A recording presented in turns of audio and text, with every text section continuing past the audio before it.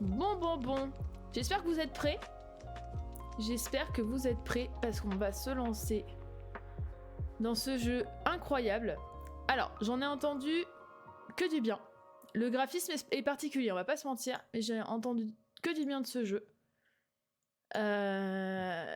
C'est un jeu d'enquête, de déduction. Alors, c'est ce qu'on appelle un point and click. Donc, en gros, il va falloir qu'on clique et on va nous donner des infos. Et les infos et on doit comprendre ce qui s'est passé. Alors là, comme ça, vous dit comme ça, sans le jeu sous les yeux, ça va vous paraître très flou. Mais, attendez, je vous mets ça. Professionnel du premier coup, ce coup-ci. Voilà, donc n'ayez pas peur des graphismes, d'accord ? N'ayez pas peur, ça va bien se passer. Donc, il y a 3 histoires. Donc nous, on va commencer par, bien sûr, l'histoire de base. Et après ça, c'est 2 extensions, enfin 2 DLC qui étaient sortis. Donc on verra pour les faire.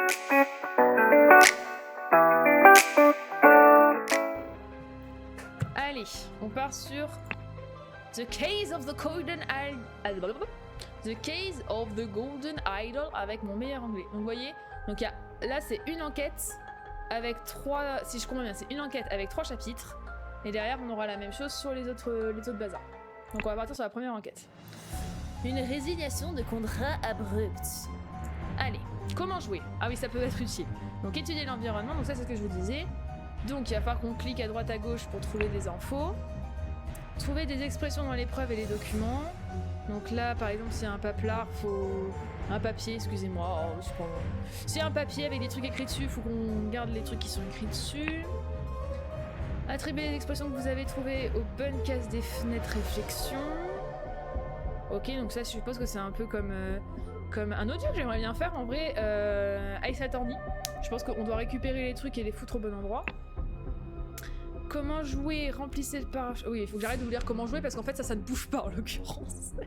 Remplissez le parchemin pour terminer le scénario. Ok, donc ça, faut qu'on comprenne. Est-ce que là, je sais pas si c'est les vraies réponses parce que si nous file les vraies réponses, retenez. Albert quelque chose, a poussé machin quelque chose. Donc de la falaise de la Bay of Ruin on Monkey Paw Island. Salut Ju... Ah, le jeu est un peu fort. Alors attendez, si le jeu est un peu fort, on va baisser un peu le jeu, ça c'est pas gênant. Ah, bah c'est bien, ça c'est pratique. Est-ce que c'est un peu mieux là ? C'est un peu mieux pour vous ? Vous m'entendez beaucoup ? Vous aimez ma voix ? Je vous fais de la ASMR si vous voulez. Surtout qu'à cette distance-là, je suis pas sûre que l'anti-pop soit très efficace. Mais bon, bah Ju, tu me diras. Pour l'instant, je considère que c'est bon. Si j'ai pas de réponse, c'est que c'est bon. Donc, attribuer... Bah attendez, c'est ce qu'on a vu après. Ouais, voilà. Donc on retient que Albert a poussé quelqu'un des Bay of Ruin of Monkey Paw Island. Voilà. Alors, prenez le temps d'étudier minutieusement l'environnement. Concentrez-vous sur les preuves sous vos yeux. Même face aux plus grandes énigmes, il était un peu... Maintenant, ça... Oh putain, et Juju, il est... mais c'est qu'en plus, vous êtes un chat... Un chat exigeant. C'est fou. Là. On va tenter là. Après, est-ce que c'est pas juste la musique qui... Salut petit Nico. Est-ce que c'est pas juste la musique aussi qui baisse Si tu veux, je peux te chanter des chansons, Juju, si tu veux un peu plus de musique. Je sais que t'adores ça en plus. Vous pouvez accéder aux indices si vous coincez. Alors, on va essayer d'éviter les indices, hein. Franchement... Ah, très bien, je ne touche plus à rien. On va éviter les indices quand même, parce que nous sommes des détectives professionnels, d'accord ? Ok.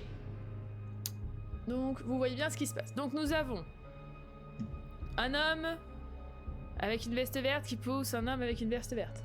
Très bien. Des éclairs, un orage. Il faudrait que je vous mette dans un endroit inconnu, Jean-Albert pousse Jean-Christophe du bord d'une falaise. Mais que s'est-il passé ? Que s'est-il passé ? À vue de nez, je dirais que... Non, je vais être vulgaire, je m'arrête là. Donc on a un point d'exclamation là, Merci Pointusk. Donc, et on en a un là. On va commencer peut-être par les sacs. Ouais, non, on va peut-être commencer par les mecs, comme ça si on arrive à choper leur nom. Bon, on va commencer par Aka Jean-Christophe. Alors cet indice a été rajouté à votre fenêtre de réflexion. Attendez, on va voir ce que... Donc c'est ça. Aucune expression encore trouvée pour cette catégorie, continuez d'explorer. Il reste des indices. Oh, il a vraiment une sale gueule, hein. Pardon, mais il a peut-être été poussé juste parce qu'il est extrêmement effrayant, ce mec. Alors, je vais vous faire ça avec mon meilleur acting. Attention. Ah, voilà, j'espère que là, vous l'avez vécu. Là, vous l'avez vécu. Donc, qu'est-ce que c'est que cette chose? Un scalpel. Ah ouais, donc tout le monde se... Oui, c'est un... Attendez. Donc, on va mettre personnage moche qui crie A. Personnage moche qui crie A. Ça, c'est une description tout à fait détaillée. Qui crie A. Je vous jure que j'écris ça. Hein. Personnage moche qui crie A. Voilà. Donc lui, il a un scalpel, parce que c'est tout à fait logique d'avoir un scalpel sur toi quand t'es au bord d'une falaise dans un camping. Allez. Ensuite, il y a un papla. Donc le 5 janvier... Attendez, oui, on a dit qu'on faisait notre meilleur acting. 5 janvier 1742. Les deux parties acceptent les clauses suivantes concernant l'expédition à l'île de la patte de singe. Albert Cloudsley a les droits sur 2/3 de tous les objets de valeur pour avoir financé l'expédition. Oberon Giller a les droits sur 1/3 de tous les objets de valeur et sur toute statue dorée trouvée pour avoir fourni la carte menant au site de l'expédition. Alors, on se souvient, le jeu s'appelle The Gaze of the Golden Idol. De mon meilleur anglais, je comprends qu'il s'agit du cas de la statue dorée, donc là, il commence à en parler, visiblement. Donc, ce qu'on peut en déduire, c'est que Oberon, il est pas content, il a qu'1/3, et l'autre, du coup, il le tue. Voilà. Mais bon, dans le doute, donc, on a Albert. Ah ouais, c'est ça. En fait, il faut que je clique sur les mots, ça me les met dans une... Ouais, sur ma truc de mots. Ok. On a Cloudsley. Donc ça, c'est Albert Cloudsley. Alors techniquement, si c'est les réponses qu'il y avait au début, bah, celui qui pousse, en l'occurrence, c'est Albert Cloudsley. Mais on va faire genre, on n'a pas vu. Oberon Giller. Est-ce que je dois cliquer là? Non, on s'en fout. Ok, on s'en fout. Alors, visiblement, il a une carte. Ok, c'est ajouté dans la tête dans la truc de réflexion. Mais du coup, c'est que c'est là ou... Ok, je dois trouver son nom à lui. Bah, en vrai... Juste fait voir, mais à mon avis, si c'est comme dans le tuto, bon, ce sera un peu con quand même de mettre ça comme ça dans le tuto. Bon, bref, on va voir. Alors, pointe de doigt. Pointe, doigt. Vous pourriez pas le mettre en une fois sans déconner. Pointe de pouce. Ok. Les ruines de Xénopolis. Donc clairement, il devait aller là et la baie de pénombre. Donc ça, baie de pénombre, pareil, c'était les mots qu'il y avait sur le tuto. Donc on va espérer que ce soit pas ça. Et il a une fiole qui est une bouteille de médicaments. Est-ce que, du coup, A serait-il médecin? Est-ce que A serait médecin? Telle est la question. Bon. Donc ça, c'est pour le premier gazier. Le deuxième. Je savais que vous compotiez, serpent! Donc ça, c'est le deuxième perso. Non, mais c'est sûr, c'est ça l'histoire, en fait. C'est trop... Bon, j'espère que c'est plus compliqué que ça, parce que sinon, on va se faire chier, hein. A few moments later. Pour moi, là, il y a vraiment 0 indice. Tout est là. Tout est là. Et je comprends pas. On a dit perso, serpent. Bon, on va faire vite. Serpent. Ok. Donc lui, il a une pipe. Après, est-ce qu'il était pas un petit peu... comment on dit, hein? Est-ce qu'il était pas un petit peu sous... Hein? On sait, hein, ce que ça fait, la parano. Bah, Chuchu, tu comprends rien. En gros, je suis en train de récolter des indices pour comprendre ce qui vient de se passer. Il y a un homme qui pousse un homme et qui tue un homme. Donc, faut qu'on comprenne ce qui se passe. À mon sens, lui, il a poussé parce qu'il voulait plus de sous. Pour l'instant, c'est ce que j'ai. Mais visiblement, il fumait la pipe. Parano, tout ça. Bon. Bon, il a une dague, jusque-là, d'accord. Alors, 5 janvier 1742. Bah, c'est le même papier. C'est strictement la même chose. Ok. Je clique. Oh, satisfaisant ce bruit. Oh, c'est dommage, on peut pas l'avoir plus. Ok. Bon, bah, les deux gaziers, on comprend que l'un c'est Albert Good Machin et l'autre c'est Oberon Giller. Et il y en a un qui avait. Albert qui avait 2/3 de ce qu'ils allaient récupérer. En gros, ça devait être des explorateurs ou des chercheurs de trésors ou je ne sais quoi. Et il y en a un qui avait 2/3 parce qu'il avait payé l'expédition et l'autre que 1/3. Objectivement, lui en aurait qu'un. Enfin, on voit pas pourquoi celui qui a 2/3 tuerait l'autre. Bref, 2 sacs. Un sac de tabac et un cure-pipe. Donc ça, c'est le sac de serpent. Le sac vert, il est au sac du mec qui avait la pipe et qui fume le chichon. Bon, très bien. Il a 2 bourses remplies de pierres d'or. Eh voilà, mais pourquoi du coup? Mais pourquoi? Donc s'il a 2... Attendez, ouais, je vais jusqu'au bout avant de vous dire mon truc. Donc lui, il a 2 bourses. On ne rigole pas, il a 2 bourses, ça va, nous sommes des adultes. Nous sommes des adultes. L'autre, il a une bourse plus une statue dorée. Donc il a 1 tiers alors que l'autre en a 2. Donc est-ce que la statue ne serait pas de meilleure valeur? Ok, et il a mes possède d'instruments chirurgicaux. Donc clairement, c'est le sac gris. Très bien. Allez hop. Sac gris. Franchement, je fais preuve d'une déduction infaillible, n'est-il pas? Bon. Alors, du coup, comment on fait? On a les lettres qui sont là. Ok. Donc techniquement, est-ce que je me suis pas trompée? Donc on a dit... C'était 2... C'est qui a 2 tiers déjà? Les 2 tiers, c'est Albert Cloudsley. Et les 1 tiers plus... attendez. Aller droit sur 1 tiers de tous les objets de valeur et sur toute statue dorée trouvée. Ok, il a les droits sur toute statue dorée trouvée pour avoir fourni la carte menant à l'expédition. Donc c'est ça. Donc... Non, c'est pas ça que je veux. Je veux... Non, c'est pas ça que je veux. Ah! C'est bon, je l'ai retrouvé. Donc celui qui tombe, c'est celui... Celui qui tombe, c'est celui qui a 2 bourses, donc c'est Serpent, qui a le sac vert. Et c'est celui qui a 2 tiers, donc lui c'est Oberon. Et lui c'est Albert. Et merde. Ah! Attendez, Albert a 2 tiers, donc lui a 2. Lui, il a 2 tiers, ouais, on est d'accord, donc c'est Albert. Et l'autre, il a qu'1 tiers et une statue, c'est Oberon, donc le scalpel c'est Oberon. C'est pas ce que j'ai mis. Je suis vraiment bête. Putain, mais je suis vraiment bête, je l'avais rempli correctement en plus, mais quête teuteux. Ok, on a l'identité de A et de Serpent. Alors, il y a des cases vides. Donc le campement, et c'est vraiment, regardez, c'est vraiment le tuto. B, de la pénombre. 2 ou moins sont remplis correctement. Bah gars, Gars, je veux bien. Mais il y a écrit quoi là? Je suis pas teuteux. B, la B, de la pénombre. Bah du coup non, il y en a pas. C'est soit ça, soit c'est pas ça du tout. Non mais attendez, on est d'accord, je suis pas complètement neuneux. Il y a écrit B de pénombre. Quand je mets B de pénombre, est-ce qu'en plus, je suis encore moins teuteux que c'était dans le tuto? Enfin, je vais pas mettre B de Xénopolis? Ouais, c'est sûr. Hein. Non mais l'autre derrière, il connaît la réponse et il fait genre oh ouais, on se trouve intelligent. Ah, non, moi, Mais vous savez quoi? Non mais putain, mais... Après ils disent ouais, faut pas deviner, regardez, moi j'ai une technique qui va être vachement facile. Hop, paf. Ah, non, c'est pas bien comme ça. Ok, c'est bien. Facilement avec la carte.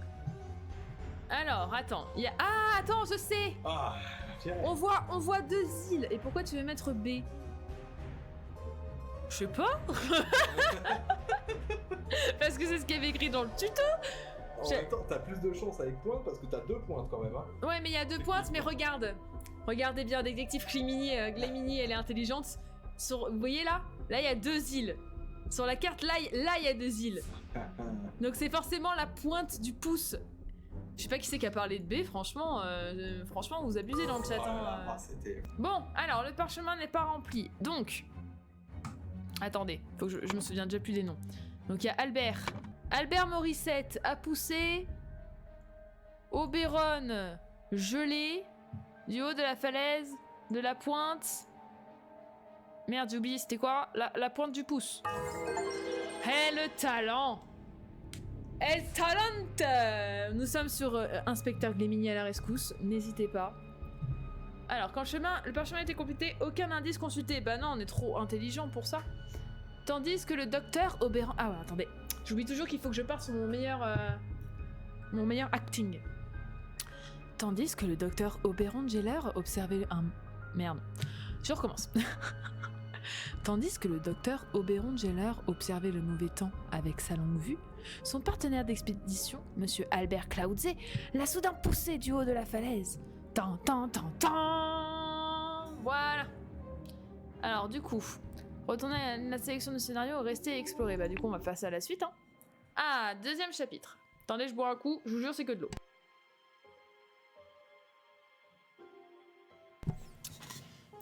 Ah, alors. Deuxième chapter. Ah non, pardon, premier visible. Oupsie, complications dans la famille. Le trépas prématuré d'un gentleman de la campagne. Oula. Oula, monsieur ? Monsieur, vous êtes vert ? Oh là là, ça y est, il est en train de me dire que le chapitre 3, ça va être très complicado. Ouais. On a un monsieur vert. Alors, ce n'est pas Shrek, je vous arrête tout de suite. C'est désagréable dans cette trousse. Ce n'est pas Shrek, mais il est bien vert. Il est très très vert. Oh là, il y a plein de choses à regarder. Attendez, parce que là, vous... Ah, attendez, il y a un souci.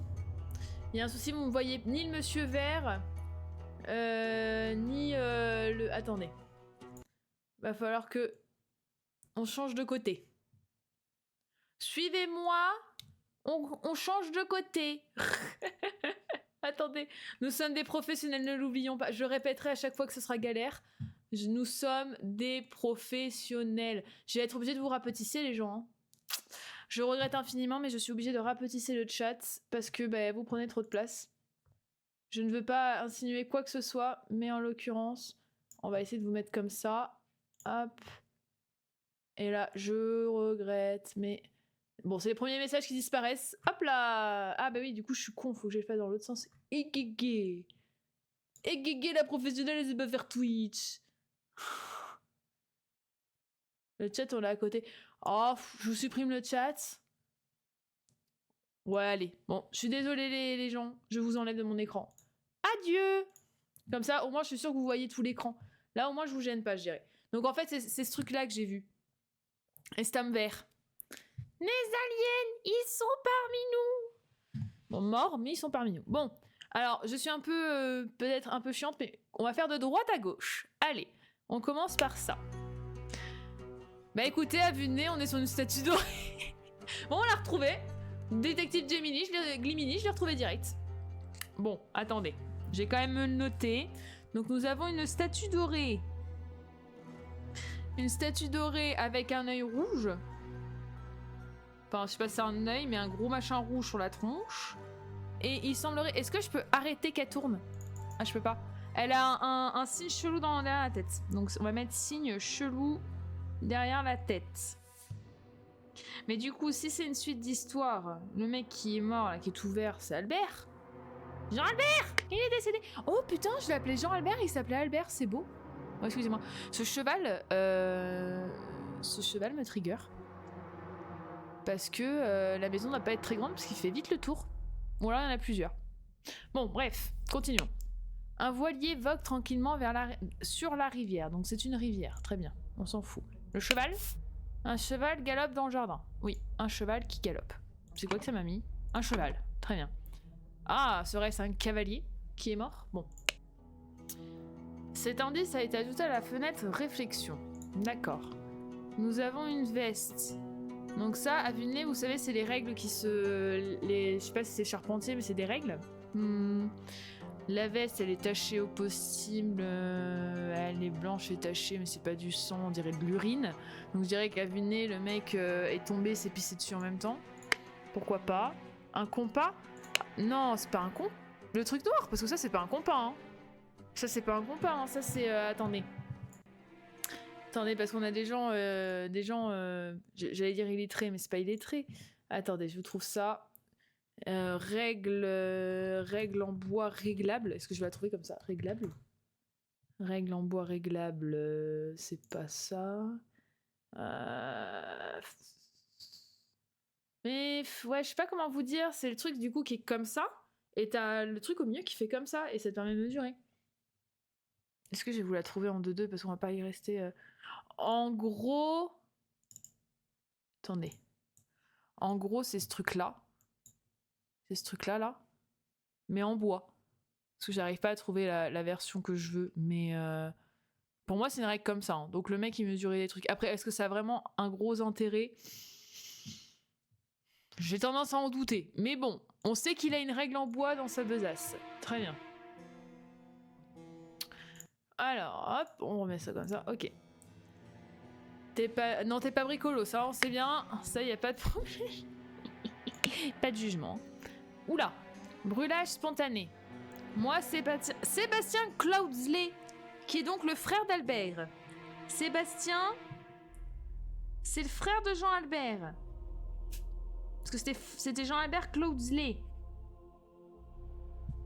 Ok. Ferai part de mon humble contribution aux sciences de l'anatomie et de la chimie.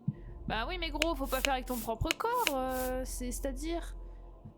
Les expériences, oui, mais pas avec son propre corps. Oula. Oulala, attendez. 22 août 1786.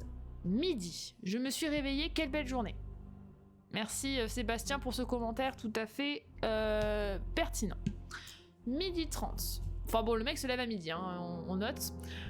Il n'a pas d'enfant, il n'a pas de travail. Très très bien. Je me suis lavée et enfilé ma tenue de soirée à midi 30.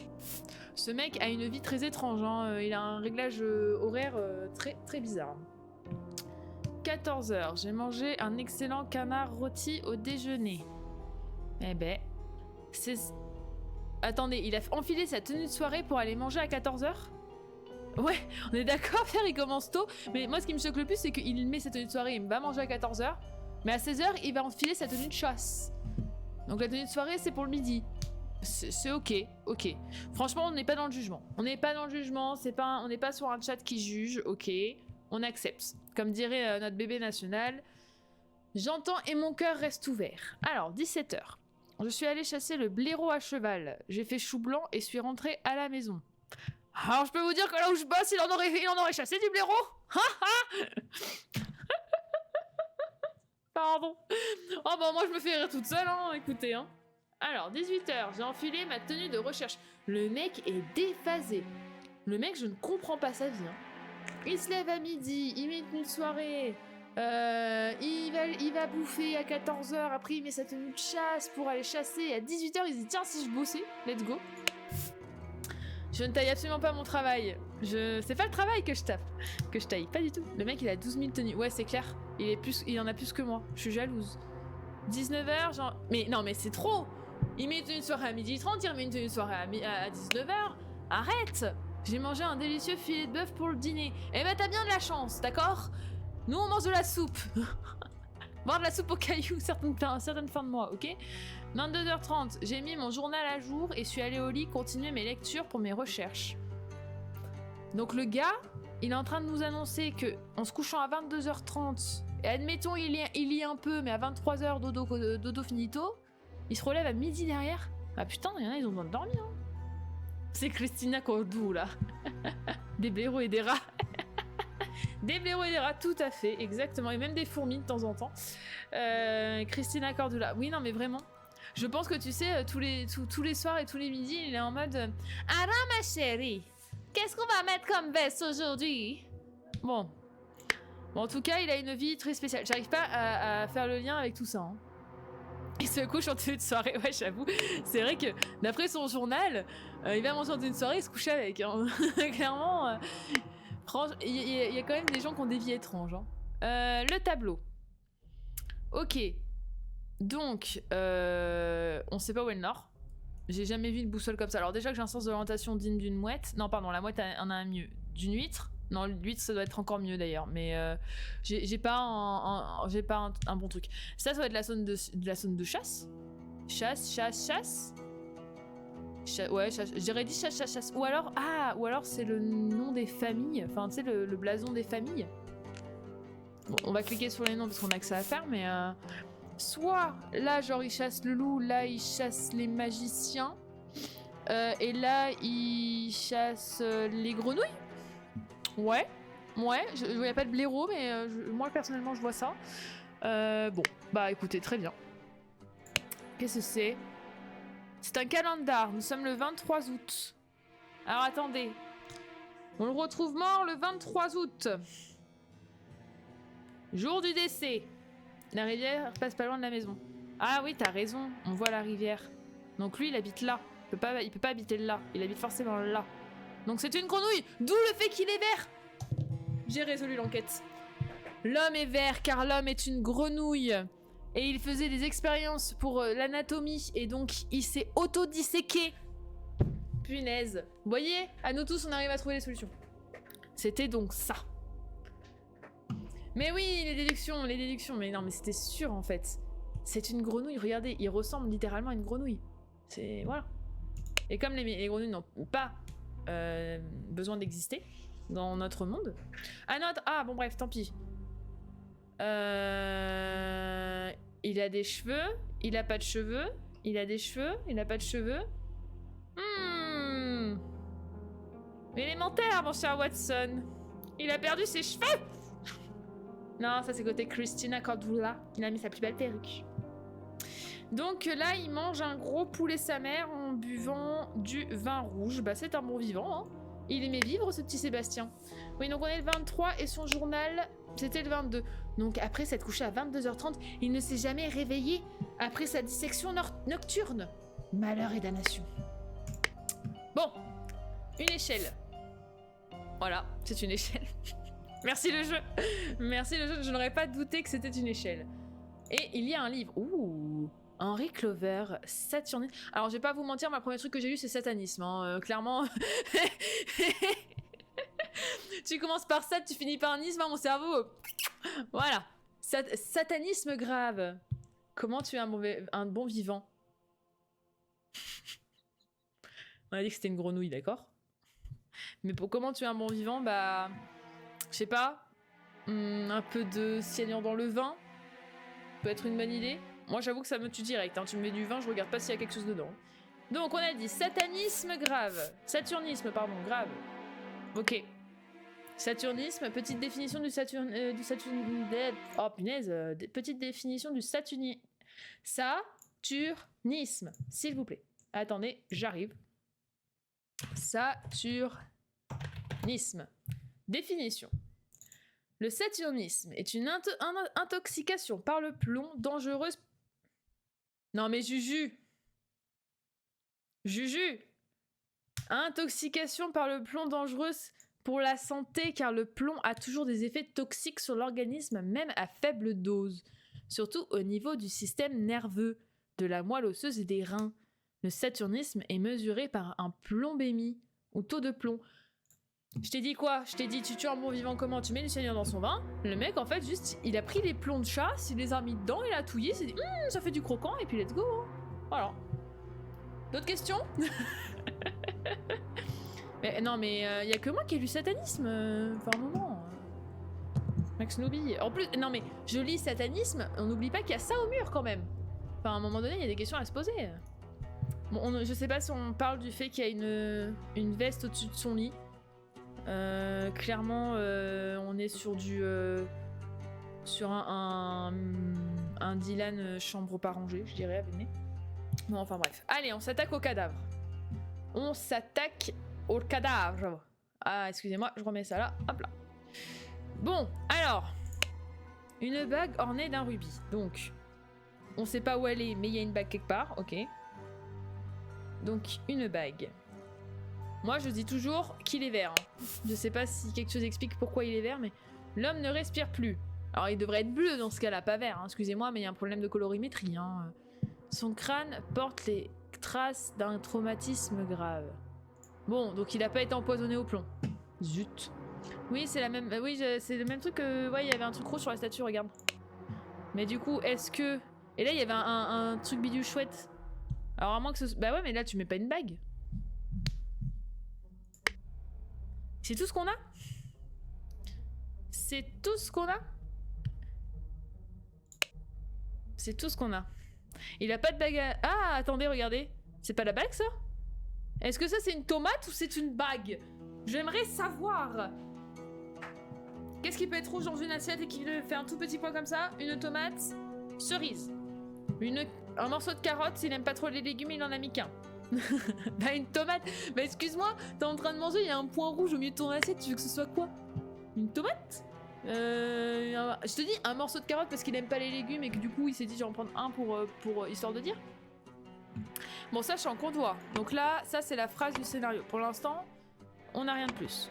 Les identités ne sont pas remplies. Si, donc lui on sait que c'est bien Sébastien Clouzlé, qui est le frère de Albert Clouzé, qui s'est fait... Non, qui a jeté Jean-Christophe du bord de la falaise dans le chapitre 1, et qui du coup a ramené la statue, les bourses... Oh non, il n'y avait pas de bague hein, dans le chapitre 1, on est d'accord. Hein. Il n'y avait pas une histoire de bague dans le chapitre 1. Ok.